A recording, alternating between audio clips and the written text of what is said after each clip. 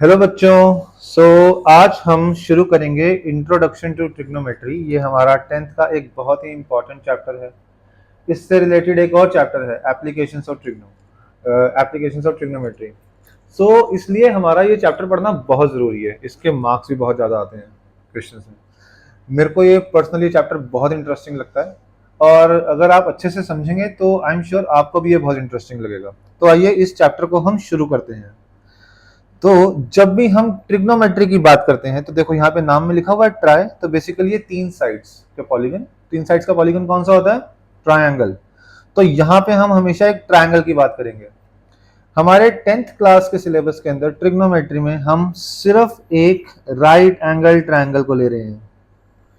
Trigonometry जो है वो बाकी टाइप के ट्रायंगल्स में भी काम आ सकती है, एक्यूट ट्रायंगल, ऑब्ट्यूज ट्रायंगल, किसी में भी काम आ सकती है। लेकिन हमारे 10th क्लास के सिलेबस के हिसाब से हम ट्रिग्नोमेट्री को तभी यूज करेंगे जब हमारे पास एक 90 डिग्री का एंगल होगा एक ट्रायंगल में। It's a right angle triangle. तो आओ देखो इसको हम कैसे कर रहे हैं। ये मैंने बना दिया एक ट्रायंगल 90 डिग्री का। इसका नाम दे दिया ए बी सी। तो एंगल बी जो है वो 90 डिग्री है। अब एक चीज का ध्यान रखना, जब भी 90 डिग्री एंगल इसमें गिवन होता है और उसके जो अपोजिट साइड जो होती है वो कौन सी साइड होती है? हाइपोटेन्यूस। Hypotenuse, NUSE। स्पेलिंग में हमेशा गलत करता हूं, आप अपने आप देख लेना प्लीज, ठीक है। अब सेकंड थिंग, जब हमने एक हाइपोटेन्यूस ले लिया तो हम एक साइड को हम परपेंडिकुलर लेते हैं, परपेंडिकुलर, और एक साइड को हम बेस लेते हैं, राइट। और राइट एंगल ट्रायंगल में परपेंडिकुलर, बेस और हाइपोटेन्यूज से मिला के हम एक पाइथागोरस थ्योरम को हम यूज करते हैं। पाइथागोरस थ्योरम ये क्या कहती है? That hypotenuse square is equals to P square plus B square. अभी ना मैंने यहाँ पे लिखा नहीं कि ये पी है ये बी है, क्योंकि ना इसका एक सिग्निफिकेंस है। मैं अभी आपको समझाऊंगा 2 मिनट के अंदर, ठीक है जी। लेकिन हमें ये पता है कि ये पाइथागोरस थ्योरम जो है ये हम एक राइट एंगल ट्रायंगल के अंदर हम यूज कर सकते हैं। चलो नेक्स्ट देखते हैं। अब ये एंगल तो हो गया 90 डिग्री का, इसका मतलब एंगल सी और एंगल ए ये दोनों 90 डिग्री से कम होंगे। पहली बात, angle A and angle C ये दोनों एंगल 90 डिग्री से कम होंगे, और angle A plus angle C दोनों का सम मिला के 90 डिग्री होगा। कैसे? अरे भाई पूरा ट्रायंगल तो 180 डिग्री का ही होता है ना, जिसमें से 90 डिग्री तो यहीं चले गए, 80 में से 90 डिग्री गए तो क्या बचा? 90 डिग्री। वो दोनों एंगल का सम इन दोनों के बराबर हो गया। Angle C plus angle A is equal to 180 degree. तो आई थिंक ये बात तो क्लियर होगी हमें, ठीक है जी। अब जब भी हम ट्रिग्नोमेट्री की बात करते हैं तो हम यूजुअली कुछ रेशियोज के बारे में डिस्कस करते हैं, ठीक है। वो रेशियोज भी अभी आगे आएंगी। तो वो रेशियोज कौन कौन सी हैं? आओ रेशियोज को देखते हैं। वो रेशियोज होती हैं साइन, जिसको हम शॉर्ट फॉर्म में साइन लिखते हैं। ये सिन नहीं है, कोई पाप नहीं कर रहे तुम ट्रिग्नोमेट्री में, ये है साइन। और क्योंकि हम हमेशा एक एंगल के साथ यूज करते हैं ट्रिग्नोमेट्रिक रेशियोज को, तो ये साइन थीटा, या फिर यहां पे हमने लिख दिया साइन थीटा। ये साइन थीटा क्या होता है? ये साइन थीटा हमेशा होता है परपेंडिकुलर डिवाइडेड बाय हाइपोटेन्यूज, ठीक है जी। अब हमारे पास दूसरी रेशियो जो है इंपॉर्टेंट, वो है कोसाइन थीटा, जिसको हम शॉर्ट फॉर्म में कॉस थीटा भी लिखते हैं। इस हमारी आइडेंटिटी का फॉर्मूला क्या आ जाता है? ये होता है बेस डिवाइडेड बाय हाइपोटेन्यूज।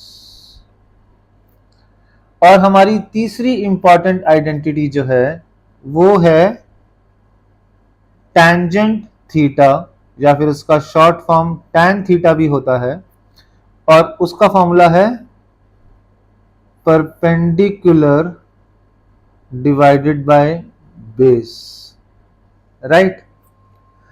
अब मैं आपको बताता हूं कि मैंने यहां पे एंगल्स अभी तक क्यों नहीं लिखे थे।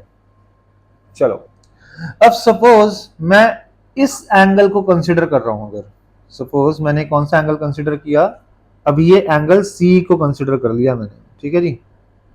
एट प्रेजेंट मैंने थीटा जो है वो एंगल सी को बना दिया। तो जो भी एंगल मैं कंसिडर कर रहा हूं उसके सामने वाली जो साइड होती है वही साइड होती है परपेंडिकुलर, ठीक है। दोबारा रिपीट करता हूं पूरी बात।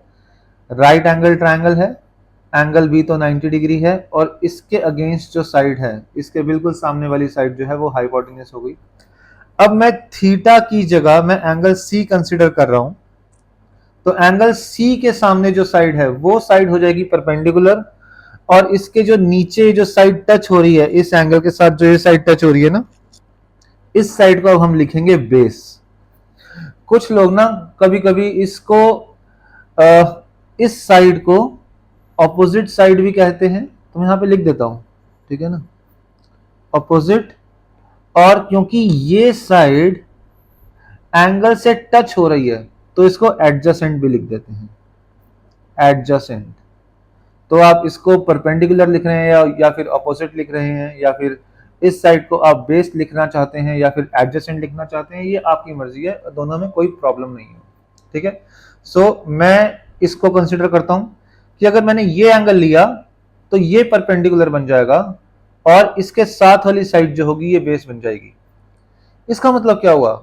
इसका मतलब ये हुआ कि अगर मैंने ये एंगल लिया होता, कौन सा, ये देखो, अब ये हो गया ए, ये हो गया बी, ये हो गया सी, ये 90 डिग्री है, तो इसके सामने वाली साइड कौन सी होगी? हाइपोटेन्यूज तो ये होगी। अब अगर मैंने एंगल ये कंसीडर किया होता, एंगल ए, ये वाला एंगल अगर मैंने कंसीडर किया होता, तो इस एंगल के सामने वाली जो साइड होती वो मेरी साइड बन जाती perpendicular,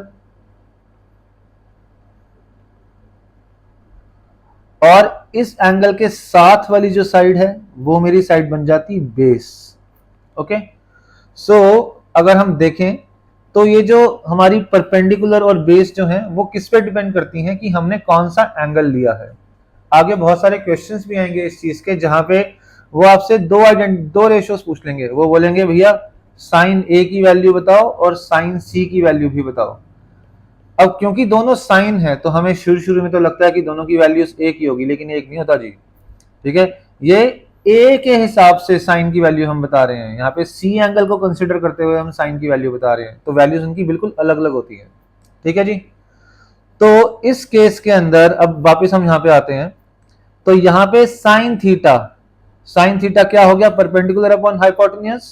cosine theta base upon hypotenuse, और टेंजेंट थीटा हो गया परपेंडिकुलर अपॉन बेस। चलो अब हम एक बार रेशियोज को लिख लेते हैं कि किस तरीके से और लिखा जाएगा। मैं इस ट्रायंगल को दोबारा यहां पे बना देता हूं, ठीक है, जो हमने बड़े वाला ट्रायंगल बनाया था।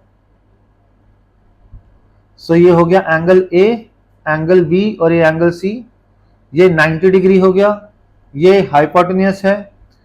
अब मैं एंगल सी कंसिडर कर रहा हूं, तो मैं कौन सी वैल्यूज लूंगा, कौन सी रेशियोज लूंगा? साइन सी।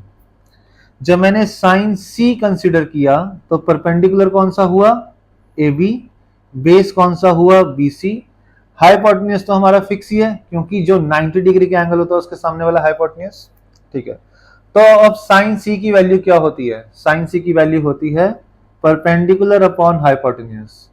सो वो इसके हिसाब से वो क्या हो जाएगा?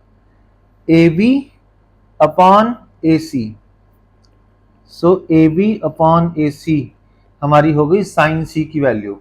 लेकिन अगर मैं यही वैल्यू साइन ए की कहता, ये एंगल की कहता, तो अब हमारा ए के सामने जो साइड है वो कौन सी है? B C. साइन का फॉर्मूला तो अभी भी P अपॉन एच ही है, लेकिन अब इस केस में परपेंडिकुलर जो है वो चेंज हो गया। पहले कौन सा लिया था हमने? ए बी, लेकिन अब हम कौन सा लेंगे? बी सी, क्योंकि ये इस एंगल के सामने है। तो यहां पे साइन ए की वैल्यू क्या आ गई? P अपॉन एच, P की वैल्यू बी सी, हाइपोटेन्यूज की वैल्यू तो अभी भी हमारी सेम है AC। ठीक है जी, तो आई होप ये आप सबको समझ में आ गया होगा। अगर ये समझ में आ गया तो बाकी सारी आइडेंटिटीज भी हमें बहुत इजी समझ में आ जाएंगी। तो साइन C और साइन A हमने लिख लिया। नेक्स्ट हम लिखेंगे कॉस C। कॉस क्या होता है? Base upon hypotenuse. सो अगर मैं एंगल C कंसिडर कर रहा हूं तो बेस हमारा हो जाएगा BC, और जो हमारा हाइपोटेन्यूज हो जाएगा वो AC। और अगर हम यहां पे cos A लेते तो फॉर्मूला तो cos का अभी भी बेस अपॉन हाइपोटेन्यूज ही है, लेकिन अब इस एंगल को कंसीडर करते हुए ये साइड हमारी बेस हो जाती AB डिवाइडेड बाय AC। ठीक है जी। तीसरी identity tan theta. tan theta होता है परपेंडिकुलर अपॉन बेस। सो अगर हम, थीटा क्यों ले लिया भाई मैंने, तो C और A की बात कर रहे हैं हम। सो tan C का हमारा फॉर्मूला क्या होता है? Perpendicular upon base. सो अगर हमने C को लिया एंगल, इस एंगल को कंसीडर किया, तो परपेंडिकुलर हमारा कौन सा हो गया? परपेंडिकुलर हमारा हुआ AB, मैंने यहां लिख दिया AB। और बेस हमारा कौन सा हो गया? BC, तो मैंने यहां पे लिख दिया BC।